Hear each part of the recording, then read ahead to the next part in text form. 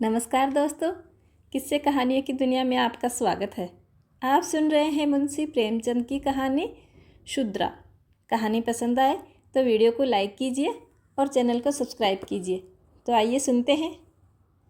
माँ और बेटी एक झोपड़ी में गांव के उस सिरे पे रहती थी। बेटी बाग से पत्तियां बटोर लाती, माँ भाड़ झोंकती थी। यही उनकी जीविका थी। माता विधवा थी और बेटी कंवारी। घर में और कोई आदमी न था। माँ का नाम गंगा था और बेटी का गौरा। गंगा को कई साल से ये चिंता लगी हुई थी कि कहीं गौरा की सगाई हो जाए, लेकिन कहीं बात ही पक्की न होती थी। यूं ही दिन गुजर रहे थे। बुढ़िया दिनों दिन चिंता से भूली जा रही थी। उधर सुंदरी की मुख छवि दिनों दिन निखरती जाती थी। कली खिलकर फूल हो गई थी। एक दिन एक परदेसी गांव से होकर निकला। 10-12 कोस से आ रहा था। नौकरी की खोज में कलकत्ता जाना था। रात हो गई। किसी कहार का घर पूछता हुआ गंगा के घर आ पहुंचा। गंगा ने उसका खूब आदर सत्कार किया। उसके लिए गेहूं का आटा लाई, घर से बर्तन निकाल के दिए। कहार ने पकाया, खाया और लेट गया। बातें होने लगी। सगाई की चर्चा छिड़ गई। कहार जवान था। गोरा पर निगाह पड़ी। उसका रंग ढंग देखा। उसकी सजल छवि आंखों में बस गई। सगाई करने पे राजी हो गया। लौटकर घर गया। 2-4 गहने, कपड़े और अपने 2-4 भाई बंदों को साथ लेके आया और सगाई कर ली। सगाई हो गई। वह यहीं रहने लगा। गंगा बेटी और दामाद को आंखों से दूर न कर सकती थी। परंतु 10-5 दिन ही हुए थे कि मगरू के कानों में इधर उधर की बातें आने लगी। लोग उसके कान भरने लगे। ये बातें सुन सुनकर मगरू पछताता था कि नाहक ही यहाँ फंसा।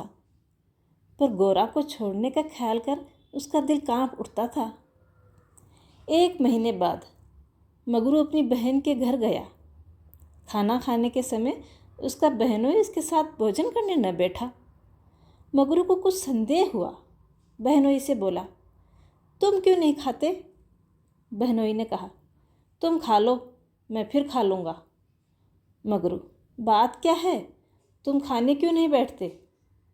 बहनोई, जब तक पंचायत न होगी मैं तुम्हारे साथ कैसे खा सकता हूँ? तुम्हारे लिए बिरादरी तो नहीं छोड़ सकता। किसी से न पूछा न ताछा, जाकर एक हरजाई से सगाई कर ली। मगरू चौकी पर से उठाया, मिर्जई पहनी और ससुराल चला आया। बहन खड़ी रोती रह गई। उसी रात को वह किसी से कुछ कहे सुने बगैर गोरा को छोड़कर कहीं चला गया। गोरा नींद में मगन थी। उसे क्या खबर थी कि वह रत्न, जो मैंने इतनी तपस्या के बाद पाया है, मुझे सदा के लिए छोड़े जा रहा है। कई साल बीत गए। मगरू का कुछ पता न चला। कोई पत्र तक न आया। पर गोरा बहुत प्रसन्न थी। वह मांग में सिंदूर डालती, रंग बिरंगे कपड़े पहनती। पहले वह अकेली बैठी रहती थी। गांव की औरतों के साथ बोलते चालते उसे शर्म आती थी। उसके पास वह वस्तु न थी जिस पर दूसरी स्त्रियां गर्व करती थी। सभी अपने अपने पति की चर्चा करती थी। गोरा के पति कहाँ थे? वह किसकी बातें करती? अब उसके भी पति थे। अब वह अन्य स्त्रियों के साथ इस विषय पर बातचीत करने की अधिकारिणी थी। वह भी मगरू की चर्चा करती। मगरू कितना स्नेहशील है, कितना सज्जन, कितना वीर। पति चर्चा से उसे तृप्ति ही न होती थी। स्त्रियां पूछती, मगरू तुम्हें क्यों छोड़कर चला गया? गोरा कहती, क्या करते? मर्द कभी ससुराल में पड़े रह सकते हैं? देश परदेश में निकलकर 4 पैसे कमाना ही तो मर्दों का काम है। जब कोई पूछता, चिट्ठी पत्री क्यों नहीं भेजते, तो हंसकर कहती, अपना पता ठिकाना बताने में डरते हैं। जानते हैं ना, गोरा आकर सिर पे सवार हो जाएगी। सच कहती हूँ, उनका पता ठिकाना मालूम हो जाए तो यहाँ मुझसे एक दिन भी न रहा जाएगा। वे बहुत अच्छा करते हैं कि मेरे पास चिट्ठी पत्री नहीं भेजते। बेचारे परदेश में कहाँ घर गृहस्थी संभाले फिरेंगे। एक दिन किसी सहेली ने कहा, हम न मानेंगे, तुझसे जरूर मगरू का झगड़ा हुआ होगा, नहीं तो बिना कुछ कहे सुने कोई चला जाता है। गोरा ने हंस के कहा, बहन, अपने देवता से भी कोई झगड़ा करता है? वह मेरे मालिक है, भला मैं उनसे झगड़ा करूंगी? जिस दिन झगड़े की नौबत आएगी मैं कहीं डूब मरूंगी। मुझसे कह के जाते तो क्या मैं जाने देती, उनके पैरों पर न लिपट जाती। एक दिन कलकत्ते से एक आदमी आकर गंगा के घर ठहरा। पास ही के किसी गांव में अपना घर बताया। कलकत्ते में वह मगरू के पड़ोसी में रहता था। मगरू ने उससे गोरा को अपने साथ लाने को कहा था। 2 साड़ियाँ और राह खर्च के लिए रुपए भी भेजे थे। गोरा फूली न समाती थी, बूढ़े ब्राह्मण के साथ चलने को तैयार हो गई। चलते वक्त वह गांव की औरतों से गले मिली। गंगा उसे स्टेशन तक पहुंचाने आई। सब कहते थे बेचारी लड़की के भाग जाग गए, नहीं तो यहाँ ही कूद कूद के मर जाती। रास्ते भर गोरा सोचती रही, न जाने वह कैसे हो गए होंगे। अब तो मूछें अच्छी निकल आई होंगी। परदेश में आदमी सुख से रहता है, देह भर आई होगी, बाबू साहब हो गए होंगे। मैं पहले 2-3 दिन उनसे बोलूँगी नहीं, फिर पूछूंगी, तुम मुझे छोड़ के क्यों चले गए? अगर किसी ने मेरे बारे में कुछ भला बुरा कहा भी था तो तुम्हें उस पर विश्वास नहीं करना चाहिए था। जब तुमने मेरी बाँह पकड़ ली तो तुम मेरे हो गए। फिर तुम में चाहे लाख ऐब हो मेरी बला से, मैं तुम्हें छोड़ नहीं सकती। फिर तुमने मुझे क्यों छोड़ दिया? मन ही मन अनुमान करती, उनका मकान बड़ा सा होगा। शहर में लोग पक्के घरों में रहते हैं। जब उनका साहब इतना मानता है तो नौकर भी होगा। मैं नौकर को भगा दूंगी। मैं दिन भर पड़े पड़े क्या किया करूंगी?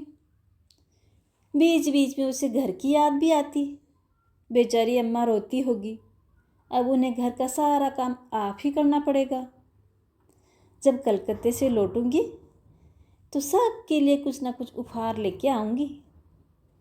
यही सुख स्वप्न देखते देखते गोरा ने सारा रास्ता काट दिया।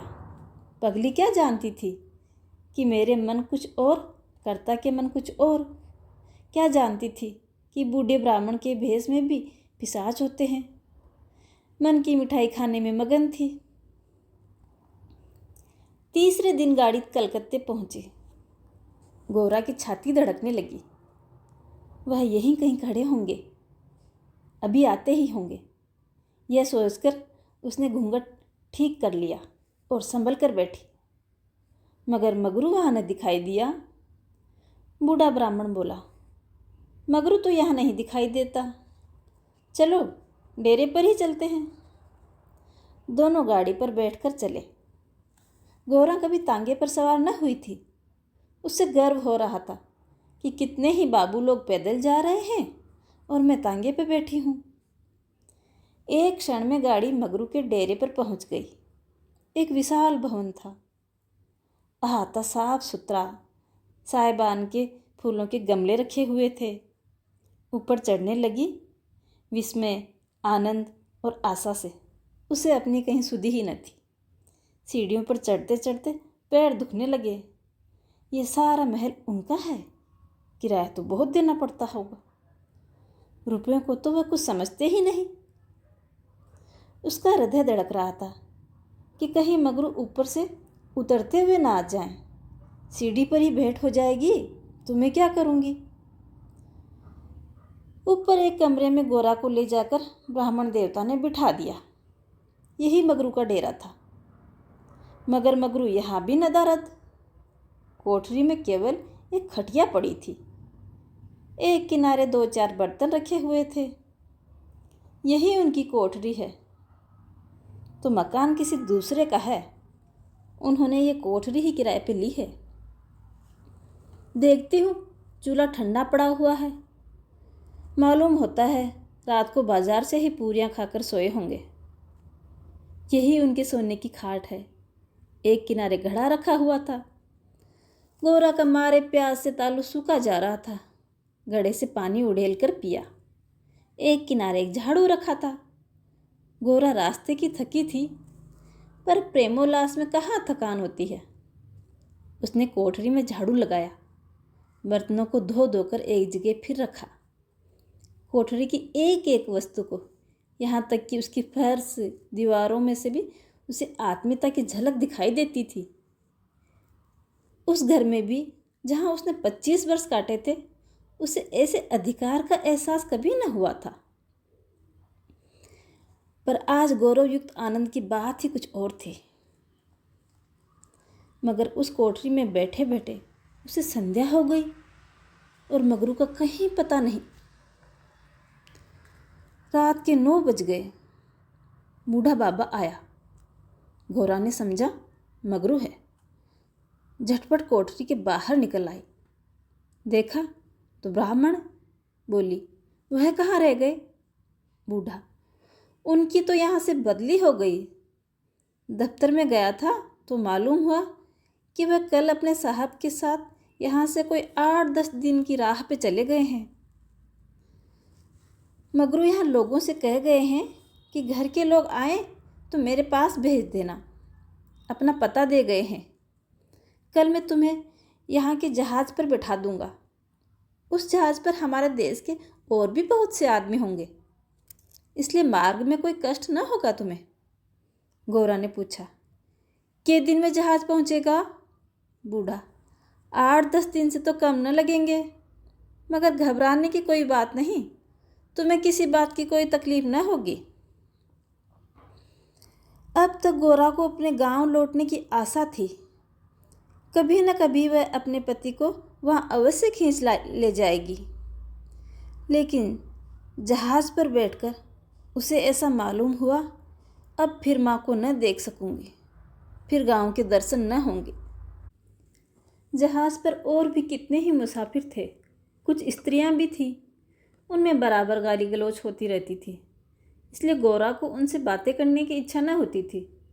केवल एक स्त्री उदास दिखाई देती थी। रंग ढंग से वे भले घर की स्त्री मालूम होती थी। गौरा ने उससे पूछा, तुम कहाँ जाती हो बहन? उस स्त्री की बड़ी बड़ी आंखें सजल हो गई। बोली, कहाँ बताऊँ बहन, कहाँ जा रही हूँ? जहाँ भाग्य लिए जाता है वहीं जा रही हूँ। तुम कहाँ जाती हो? गौरा, मैं तो अपने मालिक के पास जा रही हूँ, जहाँ ये जहाज़ रुकेगा वह वही नौकर हैं। मैं कल आ जाती तो उनसे कलकत्ते में ही भेंट हो जाती। आने में देर हो गई। क्या जानती थी कि वह इतनी दूर चले जाएंगे, नहीं तो क्यों देर से आती। स्त्री, अरे बहन, कहीं तुम्हें भी तो कोई बहला कर तो नहीं लाया? तुम घर से किसके साथ आई हो? गौरा, मेरे आदमी ने कलकत्ता से आदमी भेजकर मुझे बुलाया था। स्त्री, वह आदमी तुम्हारा जान पहचान का था क्या? गौरा, नहीं, उस तरफ का एक बूढ़ा ब्राह्मण था। स्त्री, वही लंबा सा, दुबला पतला, लकलक बूढ़ा, जिसकी एक आंख में फूली पड़ी हुई है? गौरा, हाँ हाँ वही। क्या तुम उसे जानती हो? स्त्री, उसी दुष्ट ने तो मेरा सर्वनाश किया। ईश्वर करे उसकी सातों पुश्तें नरक भोगें, कोढ़ होके मरे। गौरा के प्राण नसों में समा गए। समझ गई, बूढ़े ब्राह्मण ने दगा किया। अपने गांव में सुना करती थी कि गरीब लोग मिरीच में भर्ती होने के लिए जाया करते हैं, मगर जो वहाँ जाता है वह फिर नहीं लौटता। बोली, ये सब क्यों लोगों को इस तरह छलकर मिरीच भेज देते हैं? स्त्री, रुपए के लोभ से और किस लिए? सुनती हूँ हर आदमी के पीछे कुछ न कुछ रुपए मिलते हैं। गौरा, तो बहन वहाँ हमें क्या करना पड़ेगा? स्त्री, मजदूरी। गौरा सोचने लगी, अब क्या करूं? वह आशा नौका जिस पर वह बैठी हुई चली जा रही थी टूट गई। भगवान, अगर मुझे यही यातना देनी थी तो तुमने मुझे जन्म ही क्यों दिया? तुम्हें दुखिया पे दया नहीं आती? जो पिसे हुए हैं उन्हीं को पीसते हो। करुण स्वर से बोली। तो अब क्या करना होगा बहन? स्त्री। यह तो वहाँ पहुँच के ही मालूम होगा। अगर मजदूरी ही करनी पड़े तो कोई बात नहीं, लेकिन अगर किसी ने कुदृष्टि से देखा तो मैंने निश्चय कर लिया, या तो उसके प्राण ले लूँगी या स्वयं के ही प्राण दे दूँगी। गोरा ने सोचा, इस स्त्री में कितना धैर्य और साहस है। बोली, बहन, हम और तुम एक ही जगह रहेंगे, मुझे तो अब तुम्हारा ही भरोसा है। स्त्री ने कहा, भगवान का भरोसा रखो और मरने से डरो मत। जहाज़ से उतरते ही एक आदमी ने यात्रियों के नाम लिखने शुरू किए। इसका पहनावा तो अंग्रेज़ों जैसा था, पर बातचीत से हिंदुस्तानी मालूम होता था। गोरा सिर झुकाए खड़ी अपनी संगिनी के पीछे छुपी हुई थी। उस आदमी की आवाज़ सुनकर वह चौंक पड़ी। उसने दबी आंखों से उसकी ओर देखा। उसके समस्त शरीर में सनसनी दौड़ गई। क्या स्वप्न तो नहीं देख रही हूँ? उसने अपनी संगिनी का हाथ पकड़ लिया, नहीं तो जमीन पर गिर पड़ती। उसके सम्मुख वही पुरुष खड़ा था जो उसका प्राणधार था और जिससे इस जीवन में भेंट होने की उसे लेस मात्र भी आशा न थी। यह मगरू था, इसमें जरा भी संदेह न था। हाँ, उसकी सूरत बदल गई थी। बाल खिचड़ी हो गए थे, गाल पिचक गए थे, लाल आँखों में कुवासना और कठोरता झलक रही थी, पर था वह मगरू। गोरा के जी में प्रबल इच्छा हुई कि स्वामी के पैरों से लिपट जाऊं। चिल्लाने का जी चाहा, पर संकोच से मन को रोक लिया। बूढ़े ब्राह्मण ने बहुत ठीक ही कहा था। स्वामी ने अवश्य ही मुझे बुलाया था और आने से पहले यहाँ चले आए। उसने अपनी संगिनी के कान में कहा, बहन, तुम उस ब्राह्मण को व्यर्थ ही बुरा कह रही थी। यही तो है जो यात्रियों के नाम लिख रहे हैं। स्त्री, सच? खूब पहचानती हो। गोरा, बहन, क्या इसमें भी धोखा हो जाएगा? स्त्री, तब तो तुम्हारे भाग तो जाग गए, मेरी भी सुध ले लेना। गोरा, भला बहन, ऐसा भी कहीं हो सकता है कि यहाँ तुम्हें छोड़ दूँ? आखिर मगरू गोरा के सामने आके खड़ा हो गया और बोला, तुम्हारा क्या नाम है? गोरा ने कहा, गौरा। मगरू चौंक पड़ा, फिर बोला, घर कहाँ है? गौरा ने कहा, मदनपुर, जिला बनारस। यह कहते कहते उसे हंसी आ गई। मगरू ने अब की ओर ध्यान से देखा उसकी तरफ, तब लपककर उसका हाथ पकड़ लिया और बोला, गौरा, तुम यहाँ कहाँ? मुझे पहचानती हो? गोरा रो रही थी, मुँह से बात तक न निकली। मगरू फिर बोला, तुम यहाँ कैसे आई? गोरा खड़ी हो गई, आंसू पोंछ डाले और मगरू की ओर देखकर बोली, तुम ही न तो बुलावा भेजा था? मगरू, मैं तो 7 साल से यहाँ हूँ। गोरा, तुमने उस बूढ़े ब्राह्मण से मुझे लाने को नहीं कहा था? मगरू, कह तो रहा हूँ, मैं 7 साल से यहाँ हूँ, मरने पे ही यहाँ से जा सकता हूँ। भला ऐसे में मैं तुम्हें यहाँ क्यों बुलाता? गौरा, तो मैं लौट जाती हूँ। मगरू, तुम यहाँ से अब 5 बरस के पहले नहीं जा सकती। गौरा, क्यों, क्या कुछ ज़बरदस्ती है? मगरू, हाँ, यहाँ का यही हुक्म है। गौरा, तो फिर मैं अलग मजूरी करके अपना पेट पालूंगी। मगरू ने सजल नेत्र होकर कहा, जब तक मैं जीता हूँ तुम मुझसे अलग नहीं रह सकती। गौरा, तुम्हारे ऊपर भार बनकर न रहूँगी। मगरू, मैं तुम्हें भार नहीं समझता गौरा, लेकिन यह जगह तुम जैसी देवियों के रहने लायक ही नहीं है, नहीं तो अब तक मैं तुम्हें कब का बुला लेता। वही बूढ़ा आदमी जिसने तुम्हें बहकाया मुझे घर से आते समय पटने में मिल गया था और झांसा देकर मुझे यहाँ भर्ती करा दिया। तब से यहीं पड़ा हुआ हूँ। चलो मेरे घर में रहो, वहाँ बातें होंगी। ये दूसरी औरत कौन है? गौरा, ये मेरी सखी है, इन्हें भी बूढ़ा बहका लाया। मगरू, ये तो किसी कोठी में जाएगी। गौरा, ये तो मेरे साथ रहना चाहती है। मगरू, अच्छी बात है, इन्हें भी लेती चलो। यात्रियों के नाम तो लिख ही चुके थे। मगरू ने उन्हें एक चपरासी को सौंपकर दोनों औरतों के साथ घर की राह ली। थोड़े ही दूर गए थे कि सामने दो आदमी आते हुए दिखाई दिए। समीप आकर दोनों रुक गए और एक ने हंसकर कहा, मगरू, इनमें से एक हमारी। दूसरा बोला, और दूसरी मेरी। मगरू का चेहरा तमतमा उठा। भीषण क्रोध से कांपता हुआ बोला, यह दोनों मेरे घर की औरतें हैं, समझ गए? इन दोनों ने जोर से ठहाका मारा और एक ने गोरा के समीप आकर उसका हाथ पकड़ने की चेष्टा की। यह मेरी है, चाहे तुम्हारे घर की हो चाहे बाहर की। मगरू, कासिम, इन्हें मत छेड़ो, नहीं तो अच्छा न होगा। वह दोनों उसके मुख का भाव देखकर कुछ सहम गए। वहाँ से कुछ दूर जाके फिर बोले, देखें कहाँ ले जाते हो? मगरू ने उधर ध्यान नहीं दिया, जरा कदम बढ़ाकर चलने लगा, जैसे संध्या के एकांत में हम कब्रिस्तान के पास से गुजरते हैं। गोरा ने कहा, ये दोनों बड़े सौदे थे। मगरू, और मैं किस लिए कह रहा था कि यह जगह तुम जैसी देवियों के रहने लायक नहीं। सहसा दाहिने हाथ की तरफ से एक अंग्रेज घोड़ा दौड़ाता हुआ वहाँ पहुँचा और मगरू से बोला, बेल जमादार, ये दोनों औरतें हमारी कोठी में रहेगा। हमारी कोठी में कोई औरत नहीं है। मगरू ने सिर से पैर तक कांपते हुए कहा, ऐसा नहीं हो सकता साहब। मगर साहब आगे बढ़ गया था, उसके कान में बात न पहुंची। उसने हुक्म दे दिया था और उसकी तालीम करना जमादार का काम था। मगरू दिन भर द्वार पर बैठा रहा, मानो कोई किसान अपने मटर के खेत की रखवाली कर रहा हो।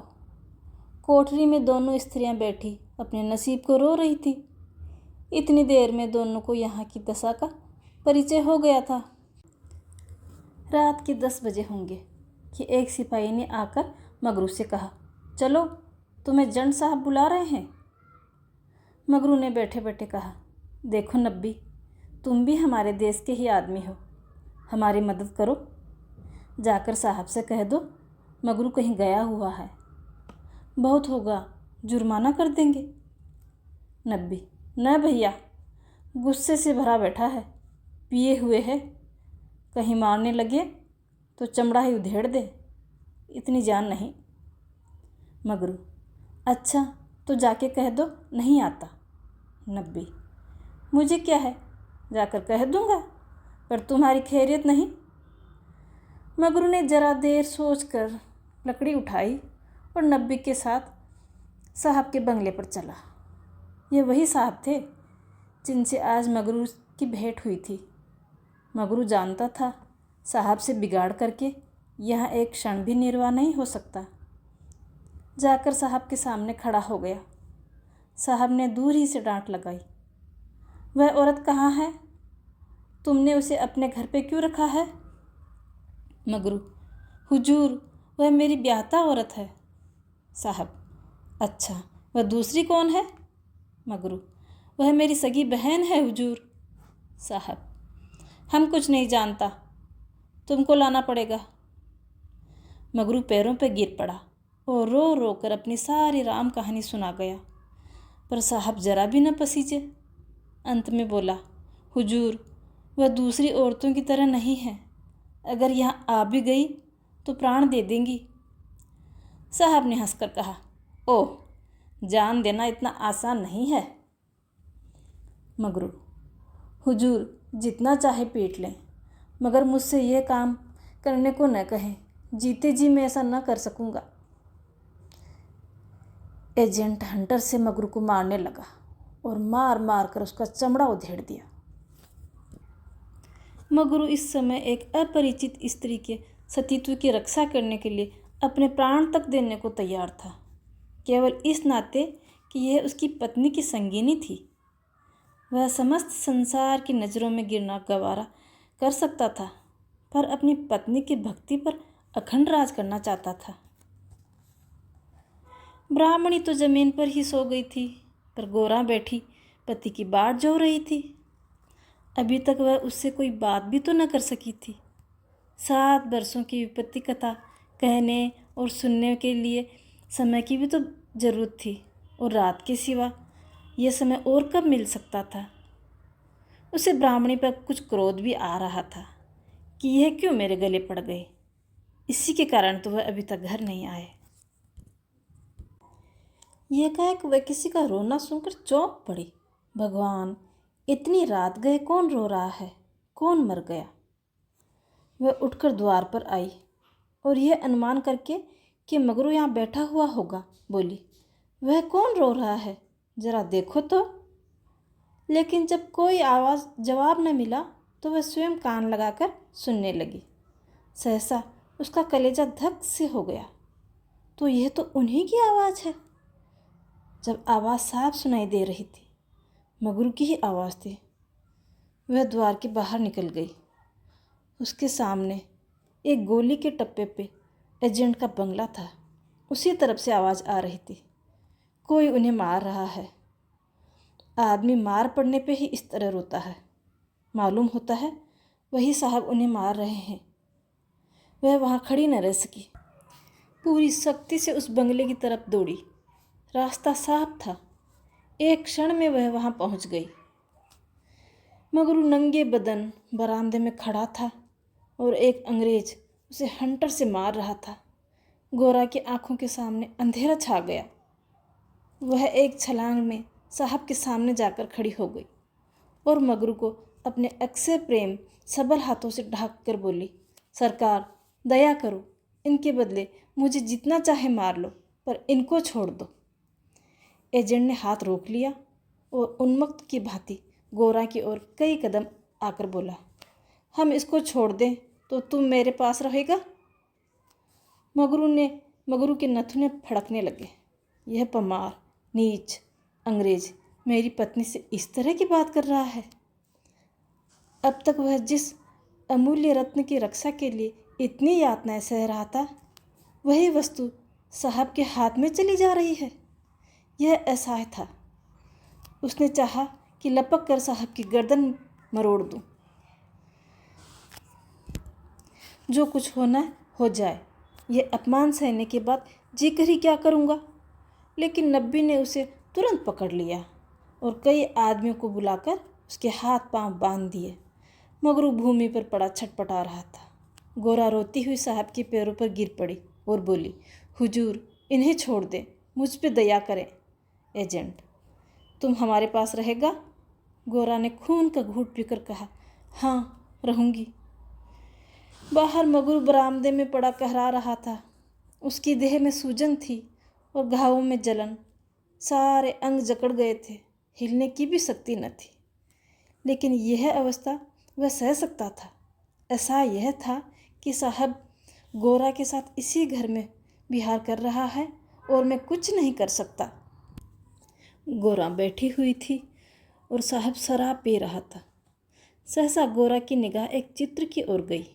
उसमें एक माता बैठी हुई थी। गोरा ने पूछा, साहब, यह किसकी तस्वीर है? साहब ने शराब का गिलास मेज पर रखकर कहा, ओह, वह मेरी मोम है। गोरा, बड़ी अच्छी तस्वीर है। क्यों साहब, तुम्हारी माँ जीती है ना? साहब, वह मर गया। जब हम यहाँ आया तो वह बीमार हो गया था, हम उसको देख भी नहीं सका। साहब के मुखमंडल पर करुणा की झलक दिखाई दी। हमारा बाप हमको बहुत छोटा सा छोड़कर मर गया था। माता ने कोयले की खान में मजदूरी करके हमको पाला। गोरा ने तिरस्कार के स्वर से कहा, और उसी देवी के पुत्र होकर तुम इतने निर्दयी हो? क्या वह होती तो तुम्हें किसी को इस तरह हत्यारों की भांति मारने देती? वह स्वर्ग में रो रही होगी। स्वर्ग नरक तो तुम्हारे यहाँ भी होता होगा। ऐसी देवी के पुत्र ऐसे कैसे हो सकते हो? साहब की आंखें डबडबा गई, सिर झुकाए बैठ। गोरा ने फिर उसी ध्वनि में कहा, तुमने उसकी सारी तपस्या धूल में मिला दी। जिस देवी ने मर मर कर तुम्हारा पालन किया, उसी को मरने के पीछे तुम इतना कष्ट दे रहे हो। क्या इसीलिए माता अपने पुत्र को अपना रक्त पिला पिला कर पालती है? साहब अब जब्त न कर सके। नशे में क्रोध की भांति ग्लानि का वेग भी सहज ही उठ जाता है। दोनों हाथों में मुंह छिपाकर साहब ने रोना शुरू किया और इतना रोए कि हिचकियां बंध गई। माता के चित्र के सम्मुख जाकर वह कुछ देर तक तो खड़े रहे, मानो माता से क्षमा मांग रहे हों। तब आकर आर्द्र कंठ से बोले, हमारी माता को अब कैसे शांति मिलेगा? हाय हाय, हमारे सबब से उसको स्वर्ग में भी सुख नहीं मिला। हम कितना अभागा है। गौरा, अभी जरा देर में तुम्हारा मन फिर बदल जाएगा और तुम फिर दूसरों पर अत्याचार करने लगोगे। साहब, नहीं नहीं, अब हम मम्मा को कभी दुख नहीं देगा। हम अभी मगरू को अस्पताल भेजता है। रात ही को मगरू अस्पताल पहुंचा दिया गया। एजेंट खुद उसको पहुंचाने आया। गौरा भी उसके साथ ही थी। मगरू को ज्वर हो आया था, बेहोश पड़ा हुआ था। मगरू ने 3 दिन बाद आंखें खोली और गौरा तीनों दिन उसके पास बैठी रही। एक क्षण के लिए भी वहाँ से न हटी। एजेंट भी कई बार हालचाल पूछने आया, गौरा से माफ़ी मांगी। चौथे दिन मगरू ने आंखें खोली तो देखा गौरा सामने बैठी हुई है। गौरा उसे आंखें खोलता देखकर पास आ खड़ी हुई और बोली, अब कैसा जी है? मगरू ने कहा, तुम यहाँ कब आई? गौरा, मैं तो तुम्हारे साथ ही यहाँ आई थी, तब से यही हूँ। मगरू, साहब के बंगले में क्या जगह नहीं है? गौरा, अगर बंगले की ही चाह होती तो 7 समुद्र पार तुम्हारे पास क्यों आती? मगरू, आकर कौन सा सुख दे दिया? तुम्हें यही करना था तो मुझे मरने क्यों नहीं दिया? गौरा ने झुंझलाकर कहा, तुम इस तरह की बातें मुझसे न करो।